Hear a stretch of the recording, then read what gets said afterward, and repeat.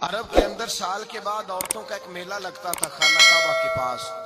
صرف عورتیں اکٹھی ہوتی تھی, میلہ لگا ہوا تھا. ایک تورات جاننے والا یہودی عالم بھی آیا ہوا تھا.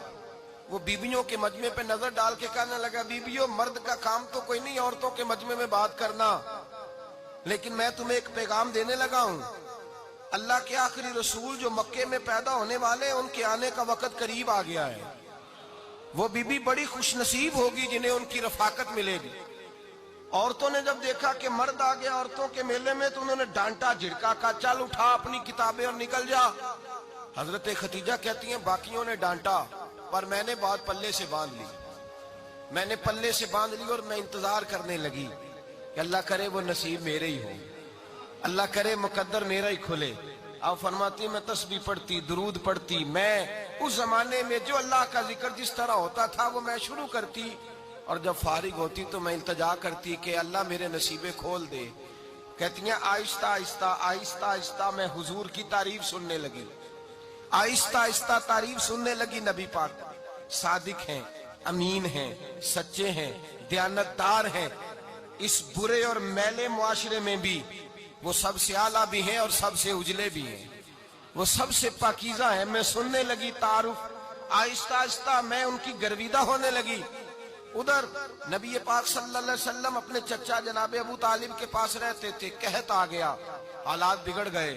حضور سید عالم صلی اللہ تعالی علیہ وسلم سے چچا کہنے لگے, بیٹے اگر مال تجارت لے کے شام جاؤ تو بڑا نفع کماؤ گے, ہمیں ضرورت بھی ہے, اور اگر ہو سکے تو ختیجہ کا مال لے کے جاؤ. اور نبی پاک نے کہا چچا میں نہیں کہوں گا کسی سے جا کے, میں نہیں کہتا کسی سے جا کے, جو میرے نصیب میں ہوگا میرا رب خود عطا فرمائے گا, میں نہیں کہوں گا.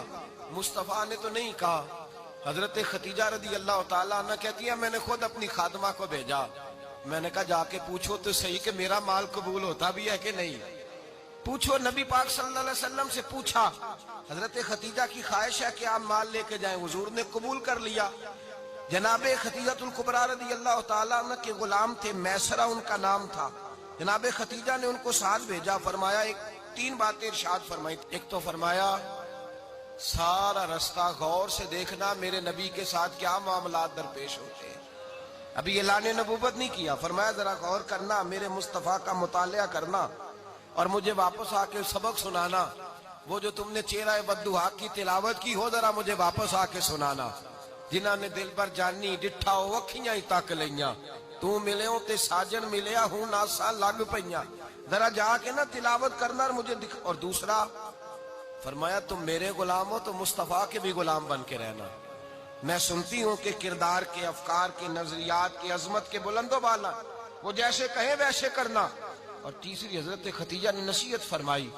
فرمایا محمد ابن عبداللہ صلی اللہ علیہ وسلم کی رائے سے اختلاف نہ کرنا. یہ چلتے ہوئے معاہدہ کیا, جو وہ کہہ دے سو کر جانا. غلام کہتے ہیں میں ساتھ گیا, باتیں میں نے سن لی, لیکن جب سفر شروع ہوا نا ابھی چند منزلیں طے ہوئی تھی. میں نے کہا خدیجہ آپ نے کیا نصیحت کرنی تھی, ان کے ساتھ جو رہے گا وہ ان کا غلام ہی بن جائے گا.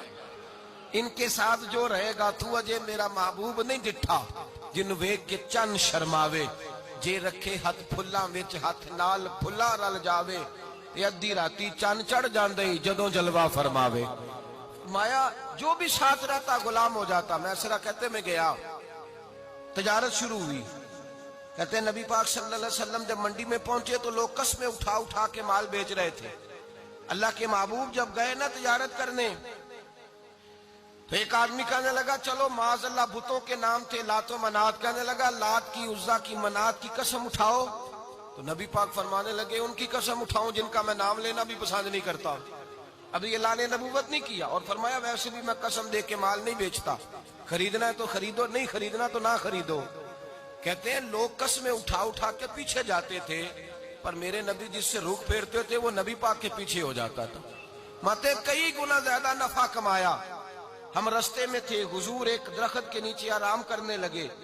ایک عیسائی راہب غار میں بیٹھا تھا, نکل کے آ گیا. مجھ سے کہنے لگا مجھے وہ جانتا تھا. میں سرا یہ کس کو ساتھ لائے, یہ کون ہے؟ میں نے کہا اہل قریش کے ایک معزز آدمی ہے. کہنے لگے یار جس درخت کے نیچے یہ لیٹے ہوئے ہیں یہاں عام آدمی نہیں لیٹ سکتا, یہاں وہی لیٹے گا جو اللہ کا سچا رسول ہوگا. یہاں دوسرا کو لیٹ ہی نہیں سکا. یہ رسول ہے, ان کا خیال رکھنا. کاش میں اس وقت تک زندہ رہوں جب یہ نبوت کا اعلان کریں.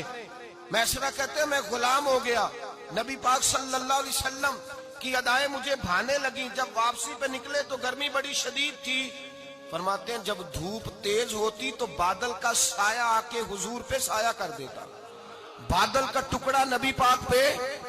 اللہ جانے کہاں بیٹھ کے لوگوں نے کتابیں پڑھی ہیں جو کہتے ہیں 40 سال کے بعد نبی بنے تھے. پتہ نہیں کہاں بیٹھ کے کتابیں پڑھی ہیں. ہم نے تو جو سیرت پڑھی ہے وہ بتاتی ہے کہ تیری حیات پاک کا ہر لمحہ پیغمبر لگے, ہر لمحہ پیغمبر لگے.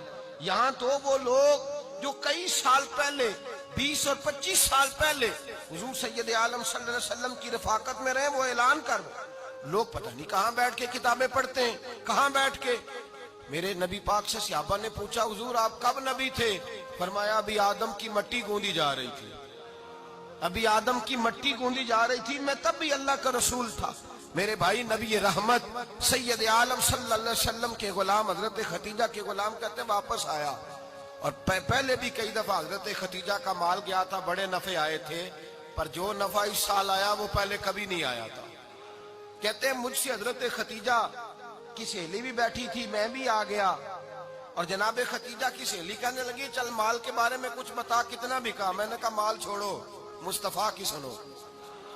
اور پھر کہتی چلو ٹھیک ہے, بادل سایہ کرتا تھا, چلو ٹھیک ہے, تم سے راہب نے پوچھا تھا, یہ صحیح ہے انہوں نے تیری سارے رستے بڑی خدمت کی, تیرا بڑا خیال رکھا, پر یہ بھی بتا تجارت کیسے ہوئی؟